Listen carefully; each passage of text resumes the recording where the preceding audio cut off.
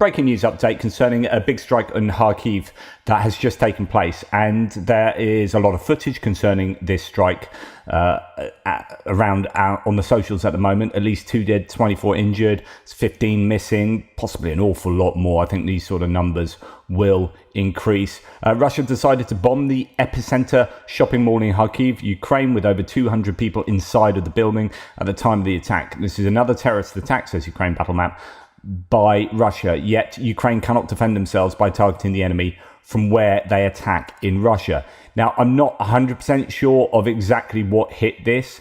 There are claims of it being aviation bombs that have done so. You can see this as a really sizable fire. This is a hypermarket, possibly to do with construction, but this is not a military target. Clearly not a military target. And so when places like this are struck, you are left thinking, like, if you did that on purpose, this is outright terrorism. And why is it that I'm not seeing this on the mainstream media? Why is this not being reported? And I hope to goodness it is eventually reported. No reports here, says Blinken and Sullivan. We'll do everything to make sure Ukraine has the weapons to defend its sovereign territory. Meanwhile, in Ukraine, Russians continue their terror on civilians from just across the border unpunished.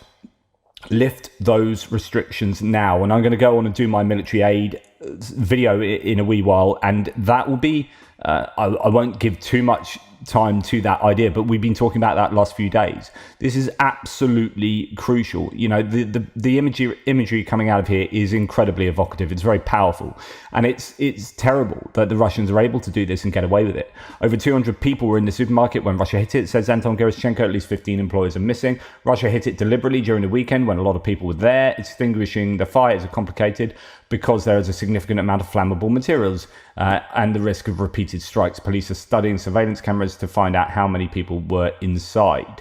And if we had more modern air defense systems and missiles for them, this would not have happened. I don't know. Well, it depends where you can fire those systems, of course. If our partners are not tied our hands with their stupid escalations and given permission to strike on the territory of the Russian Federation, we would have burned all enemy airfields near our border along with their equipment and service personnel. And this would not happen either. If the USA had not played the game, quote, "we are afraid of nuclear war," then we would not have become signatories of the Budapest Memorandum and could defend ourselves and would not be suffering from Russian terror now. How many more ifs and deaths are needed for the Allies to understand that such wars cannot be won by defence alone? This is a really, really good point. And I wonder whether strikes like this will end up being counterproductive for the Russians, because I hope that the American administration are looking at this imagery that's coming through and say, right, this is a clear example of a Russian attack on a Ukrainian civilian piece of infrastructure that, had we allowed the Ukrainians to hit certain targets, would not have happened. So as we go on, like, cycling through this imagery, Russian terrorist attack on an epicenter shopping mall in Kharkiv. Quote, "we just got lucky now. There are so many people in there," a resident says after having escaped. Now, it comes down to this. Special Kherson Cat says, Russian military airfield here. So this is the one at an airfield Baltimore near Voronezh, airfield from which a Russian military aircraft took off to attack the hardware store in Kharkiv. 180 kilometers from the front line, this is 50 kilometers closer than Belbek military airfield in Sevastopol, which was targeted by ATACMS missiles recently. Belbek has been hit a number of times over the course of the war. And as mentioned recently with ATACMS, we're able to prevent this to save lives. But unfortunately for all Ukrainian, for Kharkiv residents who will soon bury their family members, Baltimore and other military targets on Russian territory are under the personal protection of Jake Sullivan and his colleagues. So people are now starting to get really angry with the US administration. Doesn't matter who you blame in the decision for the Ukrainians not to be able to do this. There is a growing resentment, which is going to be counterproductive against the Americans here, and they are going to have to solve this pretty soon, right? It's interesting that even Jens Stoltenberg from NATO is appearing to side with lifting restrictions.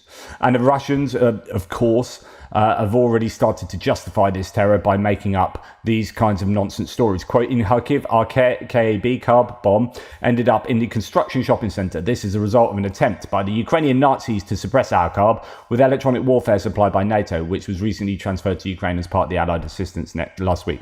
So they're saying it went, of course, because of electronic warfare. even if that was true, this is just completely unacceptable that they are bombing Kharkiv anyway without the Ukrainians being able to do anything about that before that bomb is released, before these missiles are sent into the air. So this is another terrible example of Russian terrorism, and it's another excruciatingly frustrating example of how Ukraine are being forced to fight with their hands tied behind their back. And we as allies need to be doing something about this. There are many who are. The UK has said no problems with using our weaponry inside Russia. You've got other nations saying that. I think you're going to get a growing chorus of voices adding towards the demands that the restrictions are changed, and hopefully, fingers crossed, the US will make a decision that aligns with morality and politics and just good old common sense in the very near future. Anyway, terrible scenes coming out there. Just thought I'd let you know. Toodle pips, speak soon.